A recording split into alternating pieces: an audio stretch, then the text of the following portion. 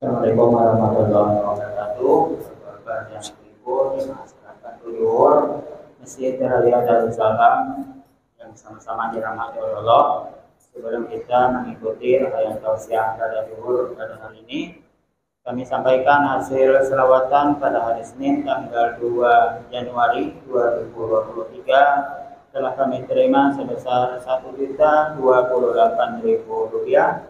Kami atas nama pengurus Yayasan Masjid Raya Darussalam Samarinda mengucapkan terima kasih atas infak dan sedekah yang sudah Bapak dan Ibu berikan, dan mendoakan semoga kita semua senantiasa diberikan kesehatan, panjangkan umur, rezeki yang melimpah, dan pahala yang berlipat ganda dari Allah Subhanahu wa Ta'ala. Amin. Selanjutnya, pada jemaah yang ingin berinfak atau berwakaf tanah untuk kegiatan pembangunan madrasah Masjid Raya Darussalam Samarinda sebesar Rp800.000 per meter persegi, atau sekedarnya bisa menghubungi bagian sekretariat Masjid Raya Darussalam Samarinda. Baik jemaah sekalian, selanjutnya langsung saja kita ikuti rangkaian tausiah pada zuhur pada siang hari ini yang insya Allah akan disampaikan oleh Yang Mukarram Bapak Dr. Haji Ahmad Haris, MSI. Itu kepada beliau waktu kami persilakan.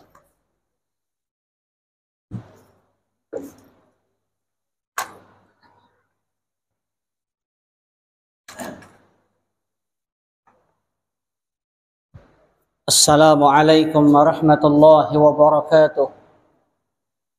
Bismillahirrahmanirrahim. Alhamdulillahi rabbil alamin. Wassalatu wassalamu ala ashrafil anbiya'i wal mursalin, imamil muttaqin sayyidina wa maulana Muhammadin wa ala alihi wa sahbihi ajma'in, amma ba'. Yang saya muliakan, yang ulun muliakan, bapak-bapak, ibu-ibu, hadirin dan hadirat jamaah salat zuhur Masjid Raya Darussalam yang senantiasa dirahmati oleh Allah Subhanahu wa Ta'ala. Pertama dan utama, marilah bersama-sama kembali kita mengucapkan puja dan puji kehadirat Allah Subhanahu wa Ta'ala, yang mana berkat limpahan rahmat, taufik, hidayah serta inayahnya sehingga kita masih diizinkan oleh Allah Subhanahu wa Ta'ala untuk datang ke tempat ini, berkumpul tempat ini, hadir tempat ini dalam rangka laksanakan salat zuhur secara berjamaah dan lanjutkan dengan silaturahim dan ta'limul ilm. Salawat dan salam tak lupa pula kita haturkan kehariban junjungan kita Nabi besar Muhammad sallallahu alaihi wasallam. Berkat Rasulullah kita menjadi umat yang terbaik di antara umat-umat yang lain. Ila hadratin Nabiyil Mustafa Rasulullah sallallahu alaihi wa ala alihi wa ashabihi kiram, ila hadrati jami'il mu'minina wal mu'minat wal muslimina wal muslimat, khususan ila hadrati muallifi hadzal kitab syai'un lillahi lahumul fatihah.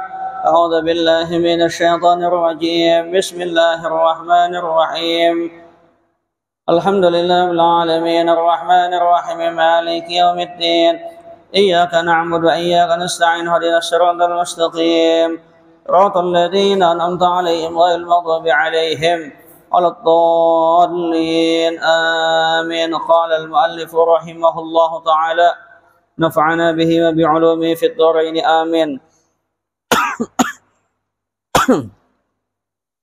Diriwayatkan dari Sayyidina Umar radhiyallahu an, kata Sayyidina Umar, laula iddi'a'ul ghaibi la syahidtu ala khamsi nafarin innahum ahlul jannati. Seandainya tidak khawatir dituduh mengetahui hal-hal yang gaib, niscaya aku bersaksi bahwa 5 golongan ini mereka adalah ahli sorga, penduduk sorga. Jadi kata Sayyidina Umar, seandainya tidak khawatir dituduh mengetahui hal-hal yang gaib, niscaya aku bersaksi, kata beliau, 5 golongan ini adalah penduduk sorga. Jadi yakin 5 golongan ini, kata beliau, adalah ahli sorga, min ahlil jannah. Yang pertama, al-faqir sahibul iyal, orang melarat orang fakir yang menanggung belanja keluarganya. Maksudnya apa? Orang itu fakir, melarat, kada meminta-minta dengan orang, tetap berusaha maksimal, tetap mencari harta yang halal dalam rangka menanggung belanja keluarganya. Ini min ahlil jannah. Orangnya kada tapi berduit, duitnya kada ada. Dalam riwayat ini disebutkan fakir. Fakir itu orang yang tidak memiliki pekerjaan tetap. Kalau miskin, pekerjaan tetap ada, cuma hasil kada mencukupi. Misalnya sehari digaji 50.000, sedangkan pengeluaran 75.000, itu namanya miskin. Gawiannya ada. Kalau fakir, kada tahu esok napa nang digawe, nang dimakan napa kada tahu juga. Nah, terhadap orang-orang yang seperti ini, kemudian dia berusaha maksimal mencari penghasilan dalam rangka memenuhi kebutuhan keluarganya tanpa meminta-minta, tetap memperhatikan halal dan haram, maka orang ini kata Sayyidina Umar min ahlil jannah. Kada meminta-minta, kada mengemis juga, kada memperlihatkan kemiskinan juga. Yang penting berusaha terus menerus kayak apa caranya supaya anak bini tetap makan. Meskipun mungkin sabungkos dibagi 3, mungkin sabungkos dibagi 2. Kalau abah rosa kumpul bahari jasiden kami sabungkos dibagi 4, bayangkan. Saking anunya hidup jasiden. Nah, yang titik temunya kita di sini adalah dia tetap berusaha, kada meminta-minta, tidak memperlihatkan kefakirannya, dan tetap memperhatikan halal dan haram. Min ahlil jannah, kata beliau. Yang kedua, wal mar'atu radhi anha zaujuha. Termasuk ahlul jannah itu adalah seorang istri yang mendapat ridha suaminya. Jadi istri itu asal suami ridha, surga. Selesai sudah. Karena kunci surga istri itu di tangan suami. Kunci surga suami di tangan orang tuanya. Makanya Nabi mengatakan dalam hadis ujian Nabi, perempuan-perempuan istri-istri itu sholat yang wajibnya, puasa yang wajibnya, jaga kehormatan, taat kepada suami selama suami memerintahkan kepada kebaikan. Fadkhulil jannata min ayyi babin syi'ti. Silahkan masuk surga lewat pintu mana aja terserah. Bayangkan, bahasa ulun itu batahajud kada, puasa sunat kada, nah wajibnya aja, yang penting suami ridha. Nah, suami ridha kayak apa caranya suami ridha? Nah, diriwayatkan Siti Khadijah. Siti Khadijah itu sosok wanita yang sangat sempurna. Tidak pernah memperlihatkan wajah yang tidak enak. Meskipun lelah, meskipun capek, tapi kalau Rasulullah datang selalu ceria. Nah, selalu ceria. Kada pernah bermuka masam. Pokoknya bila Rasul datang disambut dengan gembira. Walaupun sidin waktu menyusukan anak beliau Fatimah, Rasulullah datang, Rasulullah dulu didatangi dulu, dibukai pintu dahulu. Nah, ini salah satu tanda supaya reda tuh suami reda kayak apa caranya? Bikin hati suami gembira. Jangan membuat masalah lawan suami. Nah, yang ketiga lagi, wal mutasaddiqatu bimahriha ala zaujiha. Kata Sayyidina Umar, yang termasuk min ahlil jannah itu adalah seorang istri yang mensedekahkan hak maharnya kepada suaminya. Misal, maharnya dengan mas kawinnya 100 juta rupiah tunai. Mahar, jujuran 100 juta. Imbas 100 juta, jujuran bawa pengantinan, seperlunya, ala kadarnya. Kemudian, ujar si istri, wahai suamiku, nih masih ada duit mahar pian lawan ulun. Hak ulun. Tasisa 75 juta pian bawa untuk modal usaha. Nah, ini hebat. Makanya ujar Kiai Maimun Zubair, salah satu harta yang paling berkah itu dipakai untuk berusaha dan untuk kebaikan adalah mahar yang dikasihkan oleh si istri. Nah, bawa pian menambah modal. Nah, bawa pian menukar motor. Nah, pian bawa menambah menukar apa ke anak pian. Yang penting diberikan kepada suami dalam rangka meningkatkan supaya hasil itu bertambah. Cuma bibinian jarang ada kayak ini nih. Cari 100 adalah bisa kada ada. Asal ada mungkin lah. Ini kan bagus nih. Bayangkan mahar berapa? Mahar 100 juta, pengantinan secukupnya, unjuk lawan laki. Nah, abahnya ini mahar pian semalam, ada tersisa 80 juta, pian tambahi modal. Itu ujar Kiai Maimun Zubair, berkah itu perdagangan. Nah, jadi hendak tahu modal nang bagus, ini syaratnya. Hendak tahu modal nang bagus. Pertanyaannya, maulah bibinian. Hendak masuk surga, ujar Sayyidina Umar. Ujar Sayyidina Umar. Itu berkah kalau dibawa berdagang. Dibawa usaha, berkah luar biasa. Dibawa modal, berkah. Ujar siapa? Ujar Kiai Maimun Zubair. Coba kan, nah. Ini kada mahar 100 juta dah. Tahu tang bolang. Kayak apa? Imbah babangantinan, ujar biniannya, maaflah, semalam mahar pian 100 juta, sekalinya dia bawa pengantinan kada cukup, tambahin lagi 25. Oh, mah kada takor laki lah. Jangan sampai, makanya jauhlon bapangantinan tuh kada usah seperti raja sehari. Tahu lah raja sehari. Sehari dilihat orang kayak raja, bujur aja di atas pelaminan kayak raja. Disalami orang macam-macam. Esok tak tinggal hendak membayar hutang aja lagi. Kebanyakan hutang. Sini kada ada pang di alam sebelah tuh ada kalau tuh. Bingung, ungut-ungut lagi kenapa hutang kebanyakan. Nang biasa aja lah, nang berkah kayak Pak, nang berkah memang kada usah. Yang keempat lagi, waradi anhu abwahu, yang termasuk min ahlil jannah itu adalah orang yang memperoleh ridha dari ayah ibunya. Kakanakan lah atau seorang suami bila kuitannya ridha, selamat sudah. Itu aja. Makanya kakanakan tuh kayak apa caranya? Minta doa restu lawan kuitan, doakan. Bila kuitannya masih hidup, telepon, beri duit, cium tangan, minta doa.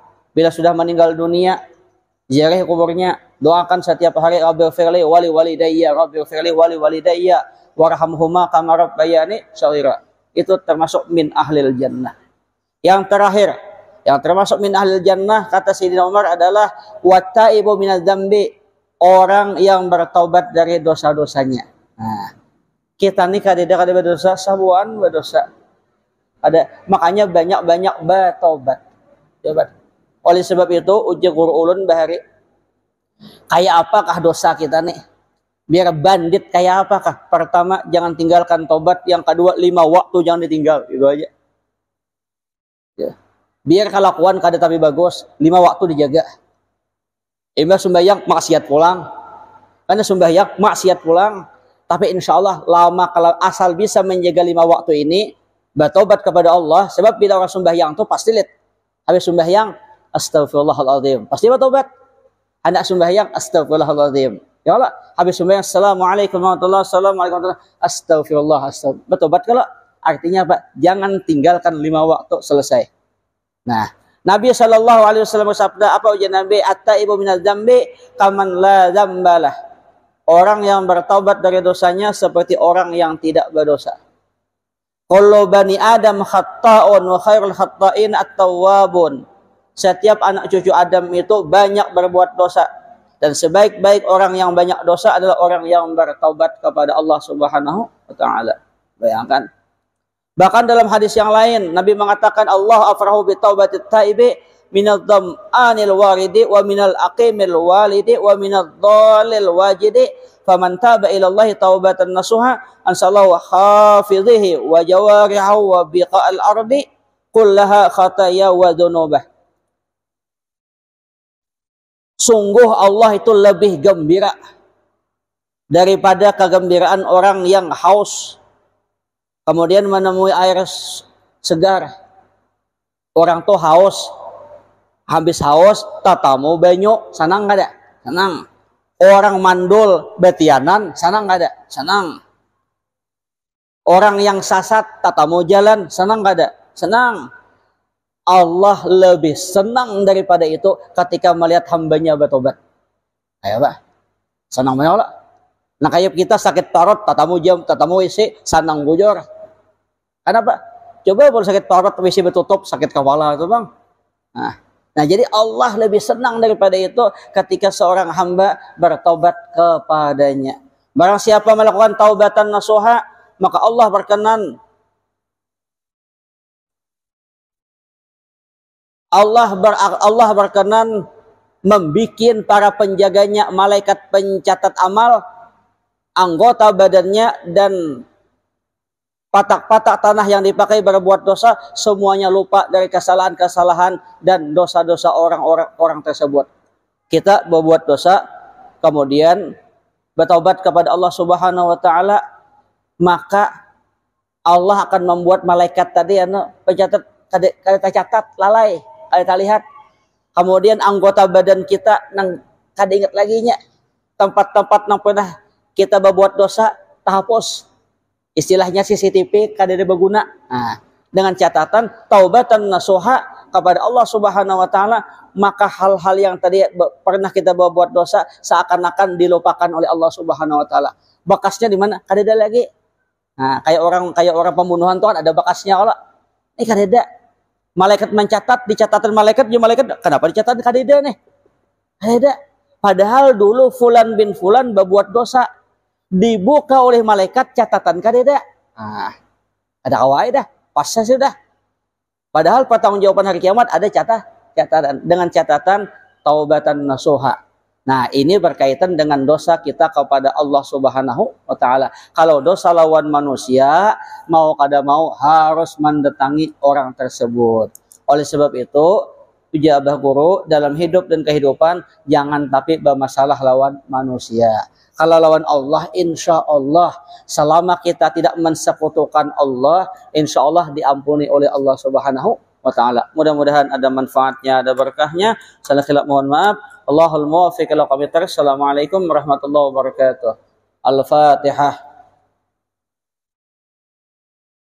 Amin amin amin ya rabbal alamin. Bismillahirrahmanirrahim. Alhamdulillahirabbil alamin. Wassalatu wassalamu ala asyrafil anbiya'i wal mursalin maulana Muhammad wa ala alihi wa sahbihi wa manfa'na بما علمتنا وعلمنا ما ينفعنا وواسنا وسونا فهم الإخلاص تعالى بالعلم وفي النشر والطاعة ورحمة الرحمن صلى الله عليه وسلم محمد وعلى آله وصحبه وسلم والحمد لله رب العالمين تقبل الله منكم يا نبي سلام عليك يا رسول سلام عليك يا حبيب salam alaika salawatullah alaika Allah ya Nabi salam alaika ya Rasul salam alaika ya Habib